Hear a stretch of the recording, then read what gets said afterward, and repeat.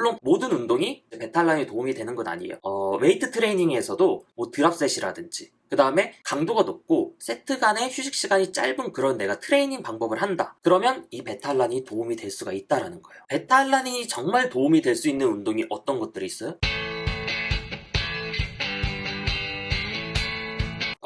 안녕하세요. 오늘은 베타알라닌에 대해서 알아보도록 할 거예요. 베타알라닌 같은 경우에는 A등급 성분으로 효과라든지 안정성이 이미 입증되어 있는 성분이에요. 그런데 여러분들이 이거를 들어보신 분들도 있고 안 들어보신 분들도 있을 거예요. 그래서 오늘은 여기에 대해서 이제 설명을 할 건데, 베타알라닌 같은 경우에는 요 카노신이라는 회사에서 유명해요. 크레아틴 같은 경우에는 크레아퓨어라는 이제 회사가 유명하듯이 요 베타알라닌은 요 카노신이라는 회사가 유명한데, 이 회사에서 만든 인포그래픽을 쓸 거예요. 이걸로 이제 여러분들한테 설명을 해드릴게요. 여기서 잘 만들어놨어. 일단은 베타알라닌을 먹으면 우리 몸에 있는 히스티딘과 결합을 해서 요 카노신이라는 이 성분이 돼요. 요 애가 무슨 역할을 하냐면 이제 버퍼 역할을 하는데, 우리 몸 같은 경우에는 pH가 우리 몸에 있는 화학적인 작용이라든지 그런 것들은 이런 pH에 굉장히 민감해요. 이 pH가 크게 변하면 안 돼. 그래서 요런 것들을 조절을 해주는 애가 요 카노신이에요. 우리 몸에서 이제 pH가 변할 일이 생기잖아. 예를 들어서 젖산이 생기는 거예요.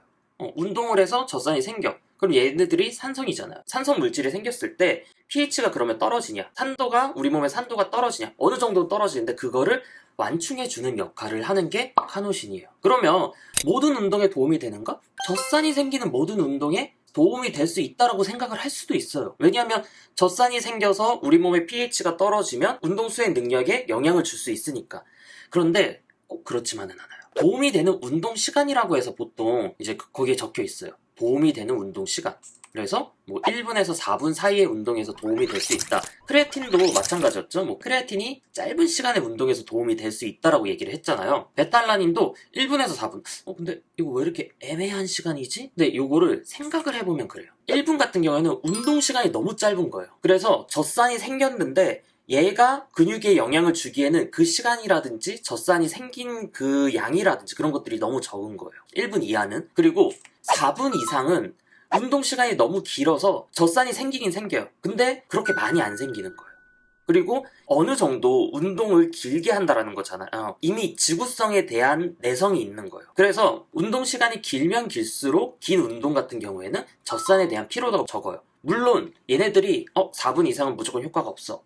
그다음 1분 이하는 효과가 없어. 이런 건 절대 아니에요. 그래서 30초나 40초 운동이라든지 그런 것들도 분명히 효과가 있을 수 있고, 그 다음에 4분뿐만 아니라 6분, 10분 이렇게 길게 하는 운동도 분명 효과가 있을 수 있어요.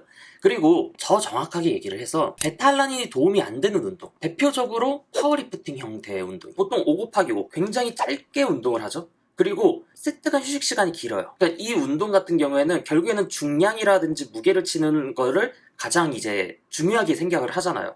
그렇기 때문에 세트와 세트 사이에 내가 풀 컨디션으로 치기 위해서 세트 간 휴식 시간이 길단 말이에요. 그래서 파워리프팅 같은 운동은 약간 도움이 안 될 수가 있어요. 근데 일반적으로 웨이트 트레이닝 같은 거 있죠. 내가 세트 간의 휴식 시간이 좀 짧아. 1분 정도야. 그리고 어느 정도 운동의 반복 수도 꽤 있어. 그럼 베타알라닌이 도움이 될 수가 있어요. 베타알라닌이 정말 도움이 될 수 있는 운동이 어떤 것들이 있어요? 바로 크로스핏 같은 운동이에요.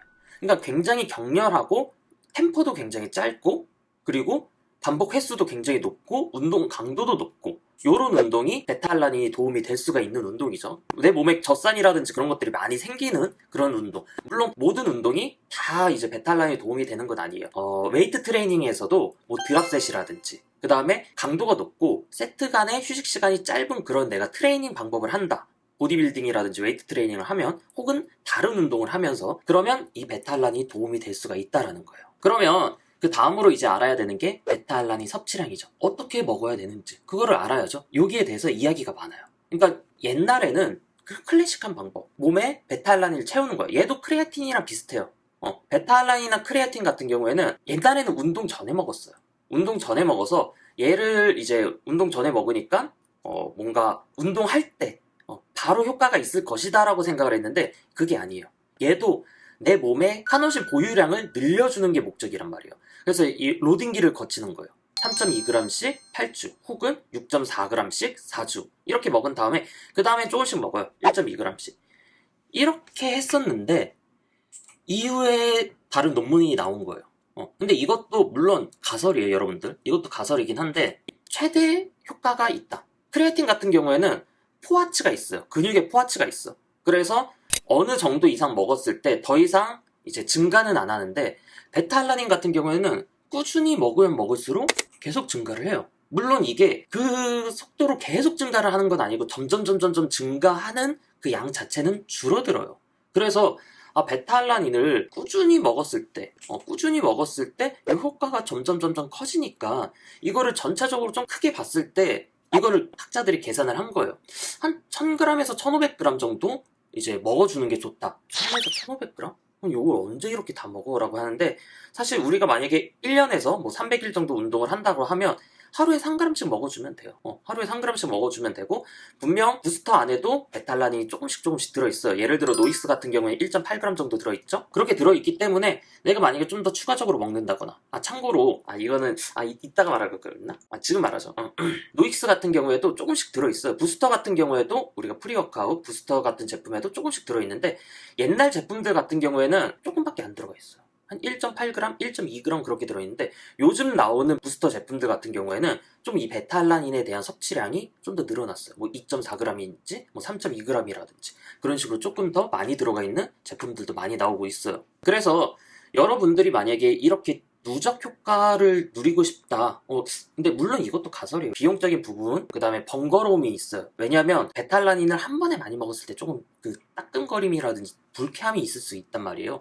그래서 요거를 좀 이제 번거롭긴 하지만 이렇게 이제 하는 방법도 있다. 이런 게 있구나 라고 얘기를 해드리는 거고, 그리고 이게 무조건적으로 모든 사람들이 1000에서 1500g이 분명 아닐 거예요. 그래서 계산을 해봤을 때 체중당 65mg, 0.065mg인데 쉽게 얘기를 해서 80kg인 사람이 80kg 곱하기 0.065 하면 5.2g이 나와요. 그러니까 요 정도 먹는 거예요. 이렇게 꾸준히 먹었을 때는 그러면 한 200일만 먹으면 이제 다 채울 수가 있는 거죠. 이렇게 섭취 목표를 이제 설정을 할 수가 있죠. 그래서 베탈라닌 같은 경우는 아까 전에 말했듯이 운동 전에 섭취할 필요가 없어요. 그리고 식후 섭취가 조금 더 낫다. 물론 이거는 약간 좀 미비하긴 해요. 식후 섭취가 조금 더 낫다라는 얘기가 있고, 그리고 여러분들이 섭취할 때 좀 번거로울 수 있기 때문에 뭐 보충제라든지 뭐 음료라든지 그런 거에 같이 섞어 먹어도 돼요. 그리고 손이랑 얼굴이 따끔거릴 수 있는데 이게 정상적인 반응이에요. 원래 그래요. 근데 한 번에 너무 과도하게 먹을 경우에는 속이 울렁거릴 수 있어요. 울렁거리고 막 메스껍고 막 불쾌감을 호소할 수 있어요. 그리고 따끔거림이 불쾌하신 분들은 요거를 조금씩 1g씩 나눠 드시면 불쾌감이라든지 그런 것들을 좀 덜 할 수 있거든요. 그래서 여러분들이 좀 많이 섭취한다거나 아니면 따끔거림이 이제 불쾌하다 그럴 경우에는 뭐 아침, 점심, 저녁 나눠서 섭취하면 돼요. 운동 전에 섭취해도 돼요.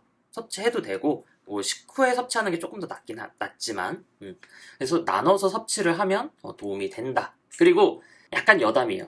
카노신 회사에서도 이런 서방 형태의, 그러니까 느리게 흡수되는 이제 베타알라닌을 만들었어요. 근데 겁나게 비싸요. 굉장히 비싸요.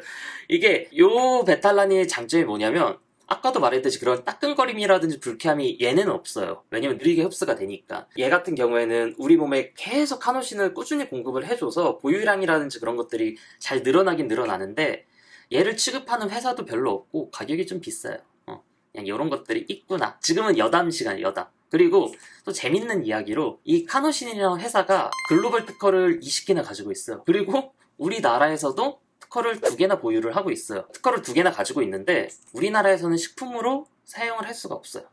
식품으로 등록이 안 되어 있기 때문에 다 직구해서 먹어야 되죠. 베타알라닌 같은 경우에는. 그런 또 비하인드 스토리가 있고, 그리고 베타알라닌과 유사한 효과가 있는 얘도 A급 성분이에요. A급 성분인데 얘도 마찬가지로 pH 조절 역할에 있어서 그런 버퍼 역할을 해줘요. 중탄산 나트륨을 많이 먹었을 경우에는. 근데 실질적으로 얘네들이 많이 쓰였다가 안 쓰여요.